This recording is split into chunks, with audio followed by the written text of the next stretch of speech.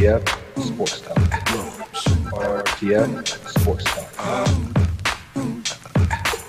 RTF Sports Talk. RTF Sports Talk.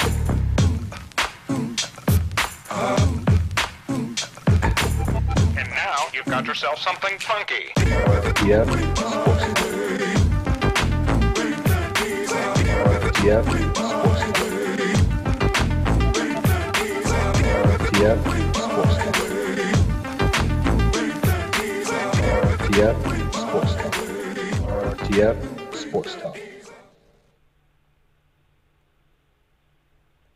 Alrighty, guys, welcome to RTF Sports Talk. I am Michael Buckheister, back and alive. We are here at our new time at 1 p.m. Eastern Time on YouTube Live. If you're joining us, be sure to go ahead and like, comment, and share this as well. But as always, I'm here with Billy Hatton. Billy? How you doing today? Doing all right. Ready to get it going. All right, and we've got a guest as well, Matthew Lyle. Matthew, how are you doing today? I am doing good. Busy day at the office, but ready to dive into the show and talk sports, man. Well, speaking of sports, how about them Kansas City Chiefs last night? They came back and won the game as I expected. So, Billy, let's go ahead and start with you. Are you sold on the Kansas City Chiefs and Patrick Mahomes? I am, and the thing about the Chiefs is I guess it's kind of like in two parts. I believe in Andy Reid. I believe in what Pat Mahomes and that offense can do with those weapons, Kareem Hunt, Travis Kelce, but I'm worried about that defense. Yeah, you played better last night, but it was against Case Keenum. You should play better. But that offense, I have no worries about that offense. Pat Mahomes started out kind of slow yesterday, and going into the second half, I wanted to see what he had in him. He came out in the second half, specifically in that fourth quarter, and he was dropping bombs, a couple key third downs, first and 30, getting 26 yards on that play. And then the very last drive, that was a beautiful led drive by Patrick Mahomes, and showed me that he had a little bit of resilience in him. So I think right now he's had that one game where he got a test. It was on the road in Denver, a tough place to play. To me, I think the Kansas City Chiefs is for real. Yeah, I'm there with you, Billy. Everybody started off talking about how bad Mahomes struggled, but hey, I think that's just indicative of how great he's played up until that point. The fact that he's played so good that a decent game made him look human is really a sign of how good he could be. Like you said, he played at Mile High. That's a heck of an area to have to play in. I don't care how good that team may or may not be. The only thing that would concern me is the same thing. We kind of started this train last year with Deshaun Watson, is injuries. Now the next 2 weeks he does have to go against a tougher defense in Jacksonville. He has to go against a tricky offense, which I know he doesn't play defense, but you got to kind of play a chess game with Bill Belichick and the Patriots. So the next couple of weeks are going to be even more telling. But yeah, I'm bought in, and as long as he can stay healthy and this offense can stay healthy, I think Andy Reid's play calling is going to open up anybody, whether it be Tyreek Hill or DeAnthony Thomas.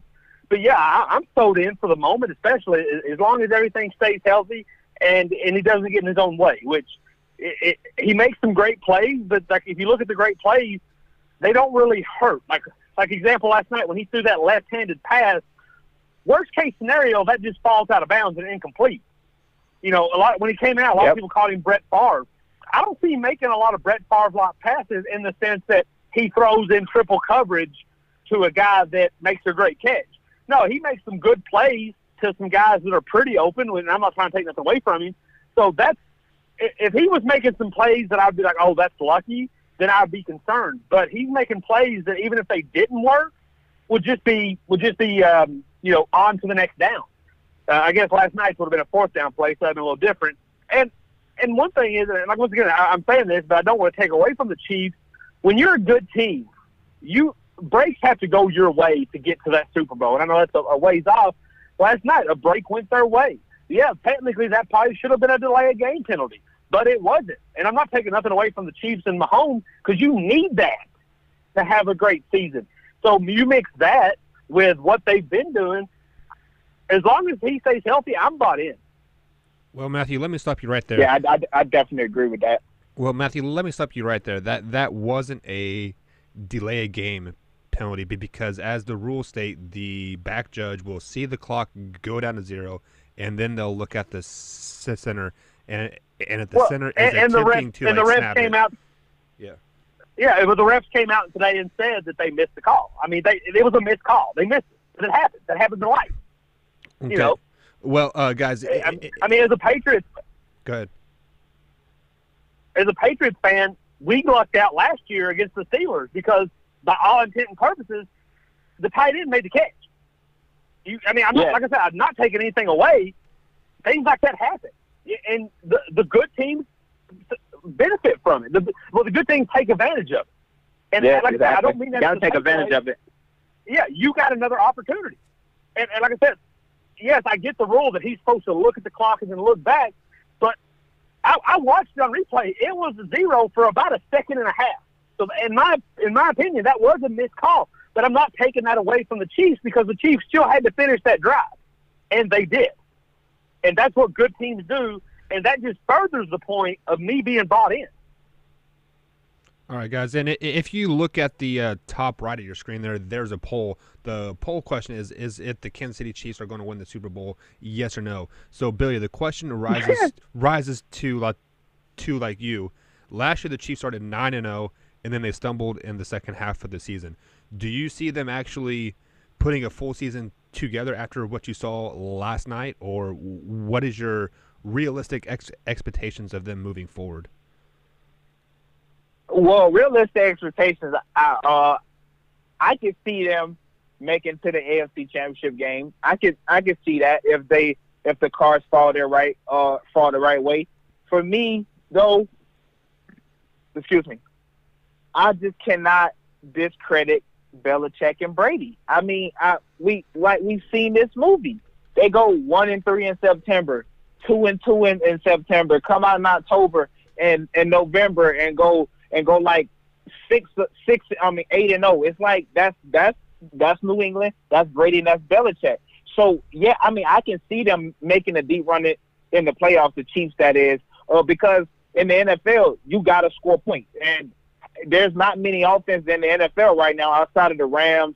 You know, who is scoring more points than the Kansas City Chiefs right now. So yeah, they have a shot of making it to the Super Bowl. They have a shot of winning it, but if you guys don't fix that defense, I think that's going to be the hold up, because every game is going to have to be a shootout. That defense is going to have to get better before I could say that they're ready to be there. Although the New England defense is terrible, we've seen this happen. Belichick later on in the season they'll be top 5 in defense. So yeah, they got a chance, but I'm gonna pump the brakes. Matthew, thoughts? Well, so if you mean are they going to put a whole season together, as in the sense are they going 16-0? No. But if they start, like, I don't see any landslide outside of injury. I don't see any landslide or snowball effect coming in their future. If they start 8-1, 7-2, I could see them ending 13-3, 12-4, 14-2 type thing. And the reason that is because I felt when you had Alex Smith, you played for field goals, and anything else was bonus.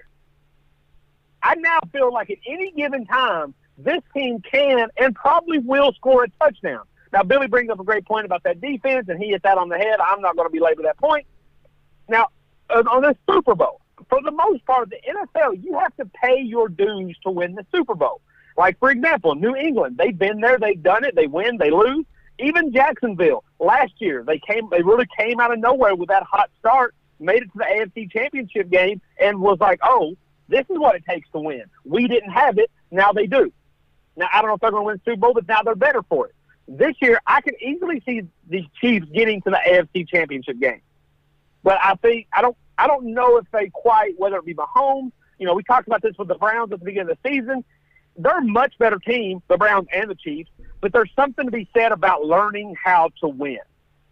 And the Chiefs, they really haven't won at any level as a team. You know, Patrick Mahomes at Texas Tech really didn't win. Now, in the NFL, he's having a good start. He's got to learn how to win those big games. Same could be said for Tyreek Hill and Travis Kelce and Andy Reid, for that matter. So I think the future is very, very bright for the Chiefs. I just don't think, you know, a 16-0 Super Bowl year is this year. Now if they go 13-3, make it to the AFC Championship this year, I would say watch out for them next year. Kind of like the Rams. The Rams last year had their jump start. Came out of nowhere, got in the playoffs, got smacked. This year, watch out for the Rams. It's their second year. They're building on what they learned last year. So the future for the Chiefs are very bright, in my opinion. All right, so moving on and teaching and like learning how to win, the Indianapolis Colts run a fake punt on 4th down Sunday night versus the Texans. Matthew, would you change this call, or what would you do in this situation? Well, to clarify, from my understanding, I watched the game. It wasn't a fake punt. They blatantly lined up for it. Like there was no even thought of a punt. Like they blatantly lined up to go for it and didn't get it. Now, I like the call. The only reason I like the call is a football play, because I think ties are stupid. We talked about it week 1, Browns-Steelers. I do not like ties. The only thing I don't like about it is you're bailing out the NFL. The NFL, if they would have tied, there was a couple opportunities. The Titans had a chance; it could have ended up in a tie, and the Colts and Texans could have ended up in a tie. If one of those or both of those would have ended up in a tie, it would have been the most ties in a season since overtime was introduced. That would, in my opinion, if that continued, the NFL would have received an uproar from its fans and may have been forced to make a change. But this play and plays like this, because other coaches are coming out and defending him and saying, you play for a win, you don't play for a tie. This is bailing out the NFL on what I think is one of the worst rules. I think you should play to have a winner, and I think we need to have that now. And if you would have had another tie, we'd have had 3 ties after 4 weeks, and then we'd have had 7 ties at the end of the season, which you're easily on pace for that. The NFL would have been forced to change. But this go-for-it mindset is great on the field. I'm for that on the field. But it's bailing out the NFL because the NFL says, you know what? I don't need to make a change. It's resolving itself. So, and I don't like the NFL getting that cop-out. So are you saying that the Colts went for it to win the game to bail out the NFL? No, they went for it to win. Like, they went for it for the win, and I get that. I'm for that. But the NFL, because certain things in life just happen to bail out teams. Like, not to go to a different story, but what happened to Eric? What happened to I'm drawing a blank on his name. Eric Thomas. Or Earl Thomas. Yeah, I don't know. I drew a blank on that. What happened to him bailed out the Seahawks thinking. Now, he didn't get hurt, or the Seahawks didn't put him in a position to get hurt on purpose, but it bailed them out. And sometimes that happens. Sometimes something happens, not meaning to, that bails out a poor/questionable decision. And I think fully the coach wanted to win, even though the play that was called, even if they would have picked up the first down, they would have still been about 60 yards away with about 20 seconds and no timeout. It really wasn't – that one call wasn't set up very well. I'm okay with the call. I think the Colts wanted to win. But subsequently, it bailed out the NFL in this hideous, not 10-minute overtime leading to tie rule. Yeah, I mean, I agree. I like the call. The one thing I don't like is I don't like result people. And, like, what I mean by result people is the people who look at a situation and then after the fact say, oh, yeah, you shouldn't have done that. Because there's no way if Bill Belichick would have lined up to do this, we would question whether or not that was the right call. Or if Nick Saban had done this, there's no way that we would be questioning, oh, did he make the right decision? Is it stupid?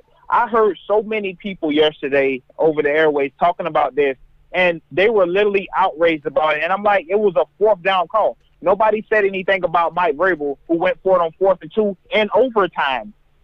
You know why? Because it worked. See, and that's how this generation works. If it works, that was a good decision. You know, I take it back, and not to go to basketball, but always, this is always a good example when I'm talking about this. It's back in LeBron James Miami Heat days. You know, against the Chicago Bulls, I believe it was Game 3. Drives down the lane, kicks it out to Chris Bosh. Chris Bosh missed it in the corner. Oh, LeBron James is scared to take the big shot. Once again, he passes it up. Game 5, he come back, do the same thing, hit Chris Bosh in the exact same corner. Chris Bosh make the shot. Now LeBron James is the smartest basketball player to ever live.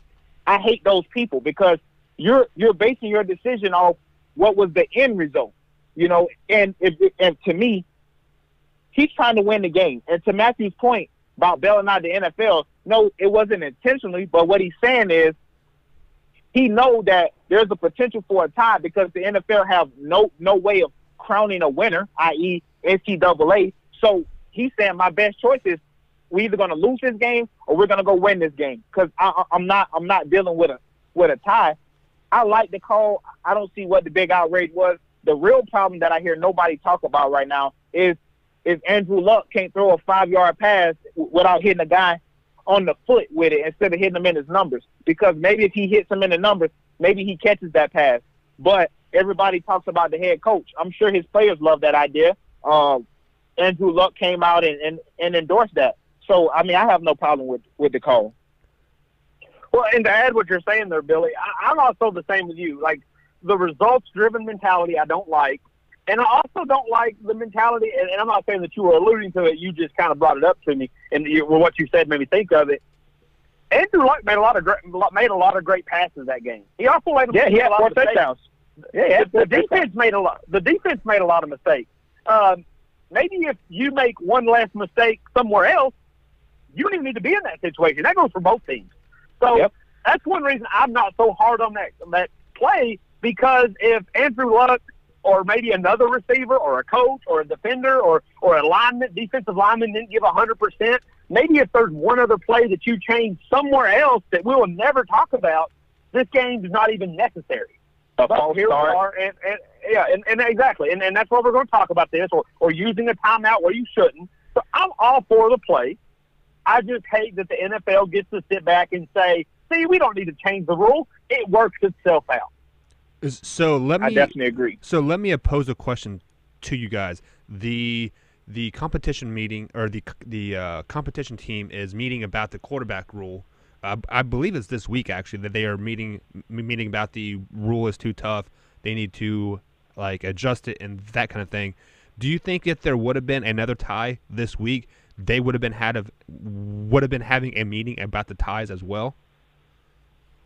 I don't think so. That's something maybe later in the year, but this short season has brought up so many other things that you have to get to, and some of it comes from collective bargaining. These guaranteed contracts that have been a big deal since the NBA free agency, and that got some of the NFL players started. The roughing the passer, the unnecessary roughness on both sides. I think it's funny that I saw 2 plays on primetime football, both Monday night. The tight end for the Steelers, and there was a play last night that the offensive guy hit the defensive guy harder than the defensive guys are allowed to hit the offensive guy. So I think there's so much more on the plate right now that even if both the Titans game and the Colts game had ended in tie, that this wouldn't have been a discussion now. But I'm in this for the long con. I'm in this. I'm willing to take 8 ties this year for us to get rid of it forever. So I'm in this for the long con. That's why I don't like to see 2 bail those out. But that's any here or there.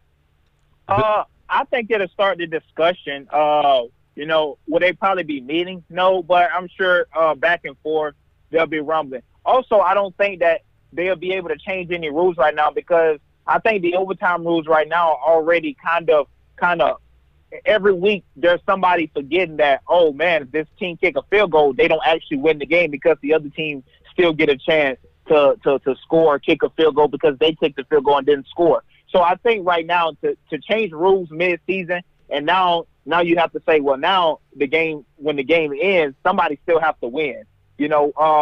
So does the first touchdown still apply? Or do the field goal now win the game? So I think at the end of the year, that would be something that they would probably definitely consider, in the offseason. They have time to rethink everything over. I think right now, I think it's fine. I don't want to see the ties, but I think right now it's not as much of a problem as it probably could have been this week. Had both of these games ended in a tie, the Texans and the I'm drawing a blank on the other one. If both of those games, Titans, if they had ended in a tie, the Titans and the Eagles, then we would probably really be having a discussion. But no, I don't think they would change anything to next season. Well, and here's the thing: you talk results driven. Even though every rule has an impact and an effect on a game, the ties have a direct impact. And even if there would have been 2 or 3 ties this weekend, that's not a rule you can change mid-season, because you're going to sit back and you're going to have the Browns, the Steelers, Absolutely the Packers, correct. the Vikings saying, "What about us? Our Absolutely season's correct. and you changed it." So even though all rules do affect the game in some capacity, these rules have direct result impact. So I don't think you can change that rule mid-season. That has to be new rule, new scratch type thing moving forward. That's a good point. I didn't even think of that. Oh, okay, well, let me oppose this question or this thought for you guys. During the playoffs, the overtime rule automatically changes. They have a 15-minute overtime period, and they play until somebody wins. So why can they not enforce that playoff overtime rule into the regular season starting week 5? What would be the big deal? Well, because you're going to have the same. You're going to have the same thing. You're going to have guys with ties saying, "Well, what about us?" You're going to have. There's a chance, as much I hate to say it, the Steelers and Browns and that whole division still open, and there might come a time where you got the Steelers and Browns looking at each other and say, "You change this rule week 5. Now what about us?" Okay, well, and that's the let crazy thing too. Let me stop you right here. You can't just change a rule like that. That would be like if you change the point value mid-season. Well, let me stop you. Let me stop 3. you here. They are going to change the quarterback rule or the roughing of the pass rule this Okay. like I don't this think they're week. going to change it. But Well, there's going to be some change of like either calling they're it going to softer clarify it a or little something. further. I'll give you that. Okay, so since Clay Matthews has basically cost his team 2 games because of roughing of the quarterback, wouldn't that be the same way? Say, hey, this is not a roughing pass I don't think round. it's the point. I don't think that's the point I'm saying. Because go ahead, Matthew. Well, I was just going to say it's the point I just made. All rules affect the game to a point, and like Billy said, results driven. Ties are directly connected to results. Everything else is kind of sprinkled in between. Like example, the Clay Matthews, what you're bringing up, Mike, those 3 plays, those 3 penalties, both teams, or all 3 games, they still had multiple opportunities for an outcome. I mean, That was going to be the point I was going to bring up. The Vikings literally drove down the field, scored a 2-point conversion. So yes, that Clay Matthews penalty had an effect, but it did not directly cause the outcome. And the NFL has lucked out that no games have been that it was the final second, 0 seconds on the clock, and now you get 1 more play. Any Vikings fan or for Packers fans that tries to tell me that, I'm going to say, well, stop Adam Thielen. Well, stop Stephon Diggs. Well, score in overtime. I'm going to give you that. But when you have something that literally could not be controlled, that clock hit 0, and there was no other rule for them teams to do. And it just so happened that both ties this season have been division, with teams that are looking to compete in division. I mean, obviously the Bears and the Bengals are both kind of leading that charge and making these battles lose some of their oomph. But there's in 12 weeks, there's no reason that the Vikings and the Packers can't be fighting for that division lead. And now this tie is going to come down. I do not see that rule going into effect mid-season. And to your further point, I don't see them really changing this roughing the passer. I think they're going to throw some fancy words around it, but they like this. Well, yeah, that's what I was going to say. These ties have already happened, so it's going to be hard to try to say you're going to go back and change somebody's record. It's almost like in the NBA when they do the last 2 minutes, whatever they call it, and the referee say, oh, well, we missed this call. So what are you going to do? You can't go back and change the other team's record. So I think that's the difference between the Clay Matthews rule or the roughing the passer rule, because that one, you still have plenty of time to play. There's plenty more games left to be played. Also, they had already kind of revised the quarterback rule already, saying now that the referees have to measure intent, whether or not the player tried to move over to the side or whether they tried to put all their body weight on them. So, yeah, I think the rules are – I think the two things are kind of the same, but it's on a different side of the spectrum. Like I say, these teams' fate have already been finished weeks ago. Week 1. Now we're finna go into week 5. There's no way you could just change the overtime rule, because now what do you do with the Pittsburgh Steelers and the Cleveland Browns and the Packers and Minnesota? Do you let them play another game, but you preach player safety? You can't take away the tie, because now they're missing a game. So it's like, what do you do? This is a rule that's going to be here to stay all through this year. Maybe next year they're looking to try and change it. All right, guys, so let's go ahead and move on to the next question of the day. College football had a pretty exciting weekend, and down there in Texas A&M, Jimbo Fisher, I guess, lost his cool. It was toward the end of the game, and it may be in a timeout. I'm not for sure exactly when it happened, but he goes and grabs a player by the face mask and shoves him out of the way and starts yelling at him. After the game, Jimbo Fisher preached that the team needs to be more disciplined. They're playing XYZ. So moving forward, Billy, let me ask you this. Does Jimbo Fisher need to be punished for like one? Does he need to be more disciplined? And at the end of the day, what happens with Jimbo? I'm going to say now nothing happens to Jimbo. I'm going to answer that question first. I'm going to also say that Jimbo, I don't think he was in the wrong. I mean, to me, I see nothing wrong with it. I guess you could call me old school and say, back in my day, this stuff was acceptable. But back in my day, this stuff was acceptable. And my thing now is it kills me with the PC community. It's like, since it's on TV, he's not supposed to do it. And I have a problem with the hypocrites, the ones that's on TV that I've seen that's never had a problem with this. But now, since it's on TV, now it's a problem. That's the people that I have a problem with it. And then I see people talking about Matt Hasselbeck yesterday. He said, well, you don't touch the players because the player can't touch you. But then he goes to say the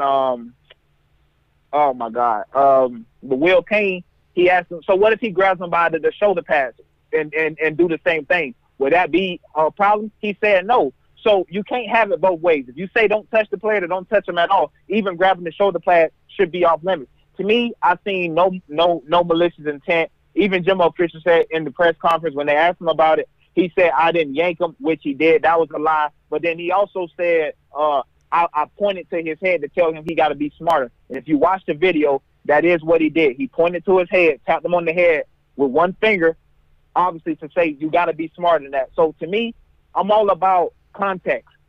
Context is he was trying to get his players' attention so he wouldn't get ejected. I've seen no malicious intent, so no, I don't have a problem with it. Let me start off with answering like Billy did. I don't think anything's going to come of this. They may throw a dollar amount and put a fine behind it just to send a message. But, man, this is SEC, which is, that's football country. It's in Texas. That's a football state. I mean, I'm sure you can find a Little League team in Texas that the coaches are doing the same stuff. And we could be having that same conversation. Now, what do I think should be done? If I'm going to be selfish and be a fan, then suspending because Kentucky plays them next week, and I could sure use all the help I could get going down to Allen Field. But I don't know if that's what's called. I'm drawing a blank now. But anyway, the 12th man going to be rocking. Yeah. I need Jimbo, and I need the 12th. You know what? I think it should be no fans allowed either. But if I'm being realistic and I'm being honest, I don't. And I'm going to be one of those persons, and maybe not in the sense he was talking about, but I'm going to be one of those people that Billy don't like. I'm going to be results driven on this one. You're right, Billy. The player, from my understanding, was doing something he shouldn't have been on the field that was going to cost him and his team. Jimbo had to get his guy right, and the player was okay with it. That's just, in my opinion, and maybe you are, maybe I am being old school, that seems to be okay right there. Now, there are certain situations, and just like if you're a boss at a work or a coach at any level, you got to know your players. Like, example, if you're an NFL coach, you might yell at player A because that gets him motivated. But you might handle player B with kid gloves because you don't want to break him down.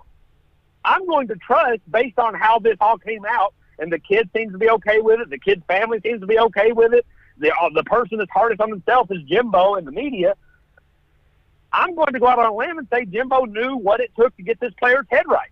And if this player looks like he was up to some shenanigans on the field, maybe he's, I don't know, maybe he's a feisty player. Maybe he's one of those guys that likes to poke and prod his opponent, and this is how you get in his head. I don't know, but the results that have come out say that this was the action met what needed to be done, and I'm okay with it. And I was. Go ahead. No, Billy, all you. No, I just got a quick point. I was also watching the Will Kane show yesterday, and one of, I guess, a dad of one of the recruits from Jimbo Fisher, the Texas A&M in the 2020 class, he said he see nothing wrong with this. His son is still committed. His son is still going to go play for Jimbo Fisher. And I think, and he said people need to just stop being so sensitive. And I agree. If kids' parents don't have a problem with it, to Matthew's point, the kid also came out and said he didn't have a problem with it. Then who are we to say you should have a problem with this? So, I kind of want to echo the PC community hat that like you came up with, or not came up with, but brought up, I should say. I coach high school ball, and I was actually ejected Friday night for telling the referee that is a horrible call. So to see what Jimbo Fisher did, like, I was raised the same way you were, and I totally agree everything that like he did, and there should be no punishment whatsoever. It's a social media era. That's what it is. That everything is on social media. Everything gets blown out of proportion. Where you can't say nothing about anybody. And everybody have to get along and kumbaya and namaste. That everybody just has to be good vibes. And if not, you're considered an outcast. You consider somebody who like to bend the rules. I don't see anything wrong with it. He grabbed his face mask. Lord have mercy, he's playing football. Yeah, there's a lot more stuff happening at the bottom of the pile than somebody grabbing a face mask. Yeah, exactly. But moving on, speaking of NCAA football, Week 5 is now complete. Week 6, I believe, starts tonight, actually, with some lower tier games. So, Billy, we're going to start with you on this one. So far, who is your rankings, or what is your rankings of the top 5 power conferences from 1 to 5? Who do you got? I got the SEC at number 1. No surprise there. I know me and Matthew was going. We always get into it about the SEC, but I as of right now, I cannot take anything away from what the SEC has done. They got 4 teams ranked in the top 10: Alabama, Georgia, LSU, and Auburn. Then right there at 13, I believe is your Kentucky Wildcats, if I'm not mistaken, Matthew. And then who was the 6th team? I can't remember right now. I'm drawing a blank. Florida is 23. Florida at 23, correct. They just jumped back in. But I think the SEC is the best team. It's the best conference. Secondly, I got the Big Ten. I think that Big Ten East is that's who it is right now. Ohio State, Michigan State, Penn State, Wisconsin. At number 3, I got the Pac-12. I like the Pac-12. They have, I believe, 5 or 6 teams that's only got 1 loss in that Pac-12 South, with only 1 team having more than one loss, and that's Oregon State. Colorado is also 4-0. I think USC is not a bad club. I think really truly the only bad team in that conference is UCLA. I don't know what Chip Kelly got going on right now down there in California, but I got the Pac-12 at number 3. I got the Big 12 at number 4. And I guess I got them there because I don't know what to expect out of everybody else except for Oklahoma. I know what Oklahoma going to give me. West Virginia, yeah, right now they're undefeated. Will Greer, I like him a lot, but it's West Virginia. We've seen this move before. Texas going to get a test this upcoming week, so we'll see how they respond. And then 5th, I got the ACC. I just don't really trust any team in the ACC anymore. You know, I guess having Notre Dame being there is a little boost. They're like a part-time ACC team. But right now with Clemson, with the quarterback change, who knows we're going to get there. Miami, I don't know if they for real. They play my Seminoles this upcoming week. That's always a tough game. So, yeah, I think I got the ACC at number 5. I don't know if you can hear this clap, Billy, but that was beautiful. That was a thing of beauty. I can just, Mike, I can just sit back and kick my feet up because my work here is done. Billy did it for me. So he's going to do a real quick recap. At Billy, number 1, SEC, absolutely, especially right now, week 5. Now, things could change over the next 7 weeks, but Alabama looks by far the best team out there. Georgia looks like the second best team out there and still doesn't really look like they can compete with Alabama. Auburn, LSU, LSU actually has a quarterback, and to go with that defense, that defensive line, and Greedy Williams at corner, I'm excited to see that. Auburn up there, they do got one loss, but they did beat Washington. Kentucky's up there. I love that. Now, I myself am a bit skeptical how long that will last, but I'm riding the hype train as far as it goes. Florida looked like they were a mess when we beat them, but hey, there they are. They get a chance to play LSU. Mississippi State's not bad. Even our bottom feeder, Arkansas, is the only one I really can't hype on. They've really done absolutely nothing for me to be excited about. Ole Miss beat a ranked, well, now they're ranked, or they may not be now, but they were there for a little bit. Texas Tech team. Tennessee, which is our bottom, really looks really bad. Really hung in there with West Virginia. Vandy in that run game, you know, that's what I like about the SEC. That's why I say the SEC is one of the top to bottom teams, because even when they're bad, they know their identity. And Vanderbilt's not a good team, but they know we're going to run the crap out of the ball, and they do it, and sometimes they compete, and sometimes they don't. Number 2, I'm right there at the Big Ten. I was a little skeptical on Penn State after that Appalachian State game, but I'm buying in. They're absolutely amazing, man. I'm a little questionable on James Franklin's play call. Not that he ran the ball, not that he ran an RPO, that he used 2 timeouts and then did it on 4th down. Ohio State and Haskins looks really good. As I'm hyped on Kentucky, I'm the exact opposite on Michigan. They're struggling, but I think they'll be there when the time is done, so I like what I see at times. Indiana's off to a pretty solid start. Haven't really played anybody, but I'm okay with it. Michigan State dancing around 26-24. I'm okay there. Moving on, number 3, Billy, congratulations. You opened my eyes on the Pac-12. I forgot. I was thinking, I was like the only person that's really out there, there's not really anybody, Washington, but you reminded me, Oregon looks really nice. Stanford looks really nice. USC's not half bad. And even you brought up UCLA, Chip Kelly runs the kind of offense that you just can't walk into the kitchen and start cooking. You got to go on a grocery shopping. So I'm not done on Chip Kelly. Chip Kelly's going to be there in a couple years. He has to get those California kids that he wants. In time, I think Chip Kelly will be pretty nice at UCLA. I apologize, guys. Number 4, the Big 12. They're just like the SEC, but a little different. They are at least have an identity, and they own it. Oklahoma looks really nice. Kyler Murray looks really nice. Texas looks like they can compete. TCU's not a bad squad. Really hung in there with Ohio State University. West Virginia and Will Greer, nice little squad, good passing game. Texas Tech seems to be able to score no matter who's at quarterback. They're on the third-string quarterback, still putting up 40-plus points. And then at the last, I have to go ACC. And almost to be the theme of this conversation, when I watch an ACC team, I don't think anybody knows who their identity is. Clemson yeah, they're probably the best. I mean, they're obviously the best team in that in that conference. But who knows what's going on at that quarterback position? Miami, since losing to LSU at the beginning of the year, have kind of gone unnoticed. Boston College shocked some people and then failed. Virginia Tech seems to be wanting your attention, and then when you give it to them, they don't want it. Duke finally had your attention, almost like Kentucky did, and then choked that away. And then I made the joke, Florida State, Louisville, somebody has to win that game no matter who likes it. And if you watch that game, yeah, one of the, like, you watch that game, Louisville played great in the first quarter. I didn't think Florida State wanted to be there. And then I think Louisville forgot how to play football in the second half.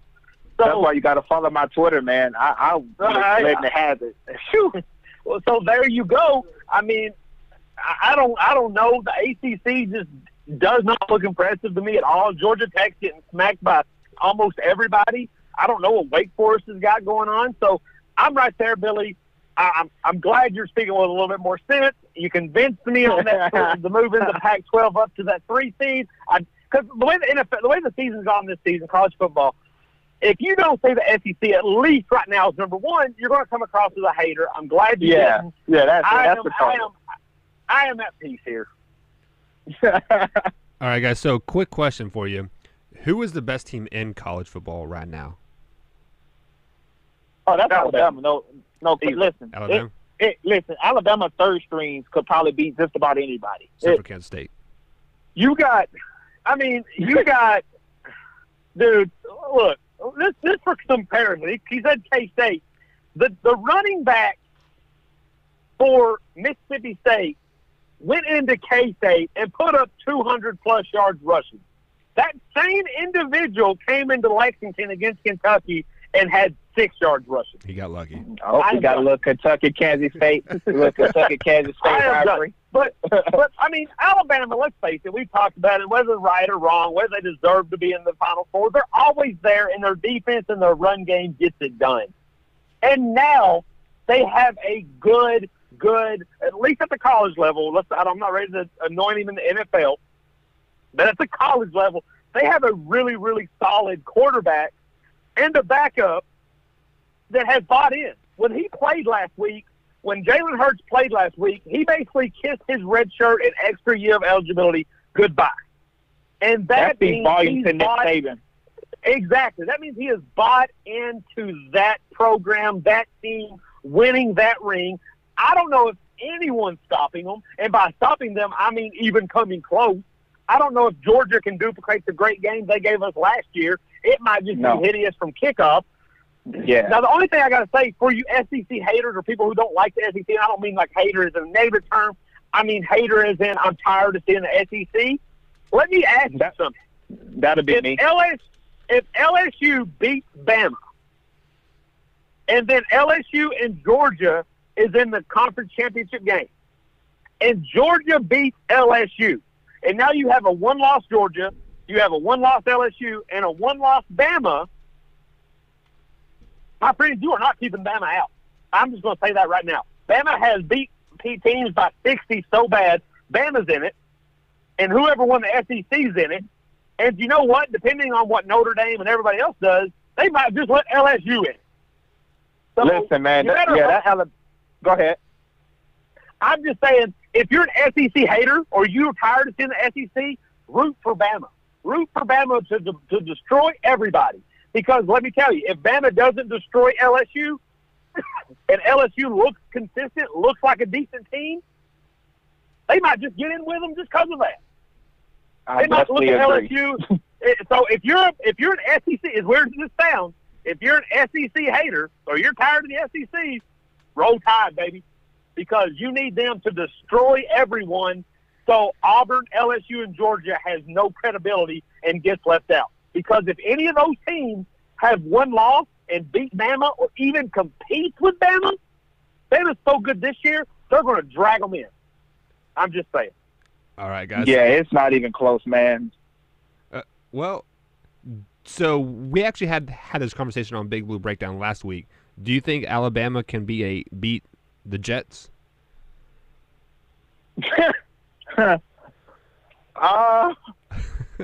I think it'll be close. I mean, I hate the notion when people say that these are kids and you playing against grown men. Well, everybody in the NFL ain't grown. Some of these kids are just the same age as these kids in college. They just chose to stay an extra year. They got a couple red shirts. So, I hate the notion that people say, it's the NFL team. These guys get paid. They're professionals. Yeah, but these guys are also going to be professionals. So, I think they have a shot. If Nick Saban, I'm going to say no, only because, and I get what you're saying, Billy. Now, I will say that Alabama does have, I'm sure you could find a position on Alabama, you'd have to look, that isn't chock full of NFL players. Whereas in the NFL team, everybody on there is, of course, an NFL player. The only thing that I would say would stop Bama is because, what is Bama? Bama's a defensive team. The NFL this year, they got NFL defenses looking shook off the rules. These college kids wouldn't know what to do. And I'm not saying that's a bad thing. They'll learn. They'll learn in time. All these Alabama kids will learn next year or the year after. They'll adapt. They'll learn and be like, oh, I can't do that. But the NFL, the way they're protecting these quarterbacks and the way these quarterbacks are looking, Ryan Fitzpatrick, 1,300 yards, I'm just saying the rules would allow for an NFL offense to go nuts. And I don't think Tua is there. I don't think, even though Tua would benefit from the same rule, I don't think he knows how to manipulate it. And I think this goes against something that if all talent is equal, if you gave me the Jets and then you gave me the Bama, all the talent might be equal, but those Jets players know how to compete on NFL Sunday. Bama players don't yet. And to further Billy's great point, Sam Darnold, the Jets quarterback, technically could be a senior in college. So I don't want to hear it either about, they're adults versus kids, because if Sam Darnold made a different decision, he could still be in college. So, but I just think there's something, you just learn something being in training camp, being around the film all day that you are in the NFL. You just learn a little something. You learn how to trick the ref. When you're a cornerback, you learn how to trick the refs a little better in the NFL. So those receivers aren't running as free as they do in college. So I don't think they could win, but hey, I hope sit patient, young blood. Everybody on Bama will probably be in an NFL uniform in the upcoming years. All right, guys. I definitely agree with that. I agree with that statement. All right, so let's go ahead and move on to the final topic of the day. Week 4 of the NFL season did conclude last night with the Chiefs beating the Broncos. So, Matthew, what is your biggest takeaway from Week 4? What are your thoughts? Who is the biggest winner and who is the biggest losers from Week 4? Okay, let me give you a little quick personal one. I can say it all in one big swope. My personal winners and losers are the Patriots and the Dolphins. The Patriots, hey, yay, I get to see that offense finally clicking. Josh Gordon, even though he had 2 catches, looked to fit right in, looked kind of how you would expect him to do after not playing in many, many months and going to a new team. So I'm very excited about that. And the Dolphins, all the Dolphins had to do, they said on Holly Question yesterday, all the Dolphins had to do was not lose by 30, and guess what? They lose by 30, and now you have no faith in them. Now, but if I'm looking back, I'm stepping back, and I'm saying, who's the true winner, who's the true loser? In my opinion, the true winner is the Tennessee Titans. That division doesn't look like, outside of Jacksonville, and they beat Jacksonville, doesn't look like it has anybody that impresses me at all. And now the Titans, even though it's horrendous, these games are boring. They're like watching paint dry. When they beat the Texans, it was like watching paint dry. When they beat the Jaguars, it was like watching grass grow. And when they beat the Eagles, it was like watching a ceiling fan. It had some points of excitement, but for the most part, it was a snore fest. But they are still 3-1. They beat 2 of the 3 teams in that division, and Indianapolis doesn't tend to – I don't think Indianapolis scares them at all. Marcus Mariota, I feel like they're running a wildcat quarterback with him. But they, in my opinion, from a team that needed a win, really for their entire season, they got it. The biggest loser to me, and me and Billy talked about this a little bit on Sunday, has to be the Falcons. The Falcons look – if you watch the Falcons just in passing, if you every once in a while you check them out, and didn't have a score, you would say this team is undefeated. Julio Jones is on pace for 2,000 yards. Calvin Ridley has more touchdowns by rookie, I think, in NFL history at this point. I'm sorry, I'm not passionate right now. but they are horrible. They are losing. They lost to the Saints. They lost to the Eagles. They lost to the Bengals in crazy fashion. They have to be the biggest loser because, in your opinion, if you're Matt Ryan, if you're Julio Jones, if you're Calvin Ridley, you're sitting there and you're saying, we played the best we could, and we're 1-3. They have to be my losers because I don't know how you come back from that. I definitely agree. I think it's like me and Matthew be in each other's head because every team he said, I thought of that team, and I said, you know what? I'm not going to pick that team because I know he's going to pick that team. And he touched on the Patriots. Big win for the Patriots to see that offense get going. Brady seeing the ball get in the end zone. He gets Julian Edelman back this week.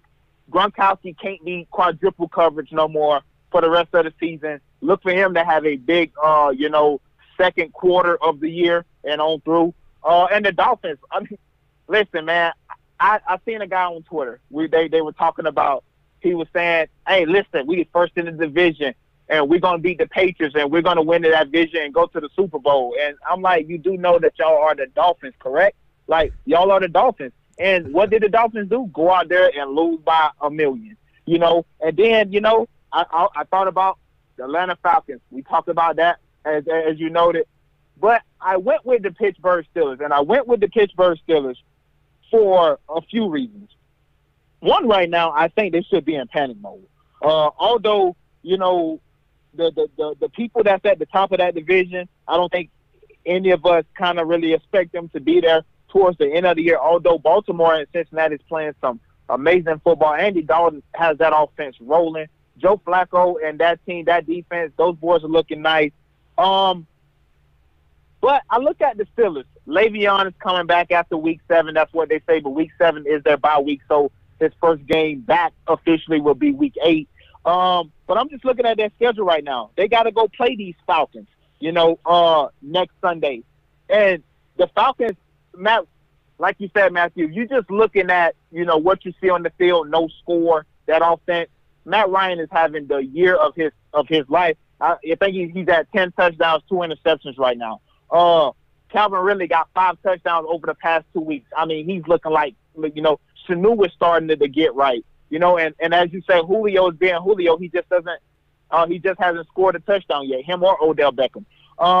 And then, right after they play the Falcons, they play the Bengals, who's hot right now, who's at the top of that division. And then they go play the Browns. Now, we don't know what Baker could be. He looked pretty average the other day. He didn't look terrible. He didn't look great. But who knows where they could be? Couple missed calls in that game.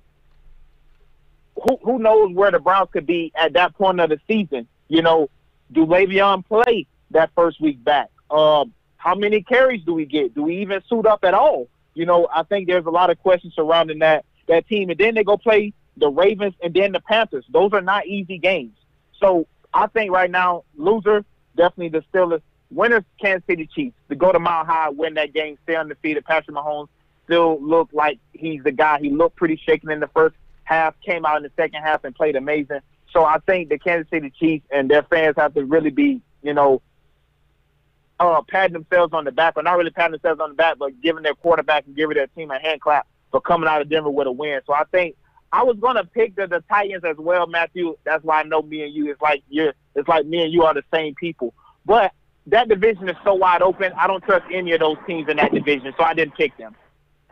Well, I get that, but that's why I think it's a big win for them because it is so wide open that 7-9 not winning that division. So if you're sitting at 3-1, you're halfway there, and the season's only a quarter way over. So I think that's big, especially with them already beating too. But hey, the Chiefs, that's big to go on the road to play a defense like that. It's like they're easing Patrick Mahomes into it without actually easing him into it. He gets to play a tough defense with no offense. But he has to go on the road. Next week, he'll play a tougher defense and a little better offense. And then when he plays the Patriots, he'll play a smarter defense with a better offense. So he slowly gets to gradually, prove what he has. I definitely agree. All righty, guys, and we're going to go ahead and wrap the show up right there. As always, thank you for joining us. If you haven't yet already, be sure to like, comment, and subscribe. Also, share this video as well so we can start getting the following built back up. This is our new time and channel 1 p.m. Eastern Time, Tuesdays and Thursdays. And then we'll be back on Sunday at 9:45 for another NFL Pick'em. As always, guys, thanks for joining us. Billy, where can people check out your unpopular opinion? Spotify, Apple iTunes, Breaker, Stitcher, Spreaker, anywhere you find your podcast. Also, you can follow the Unpopular Opinion Facebook and Twitter page at Unpopular 2018. It should come right up for all the news. And those links are in the description below. Any last thoughts before we head out? Go Noles. Let's beat Miami. Matthew, any last thoughts? Go Big Blue, and check out Billy's podcast. I got some stuff coming out I'm still working on. Big Blue Breakdown be on tomorrow night. Great. I'm really glad with the new time slot because the sports time's heating up, and I love to be a part of it. All righty, guys. As always, thank you for joining us, and we'll see you on Thursday. Have a good day.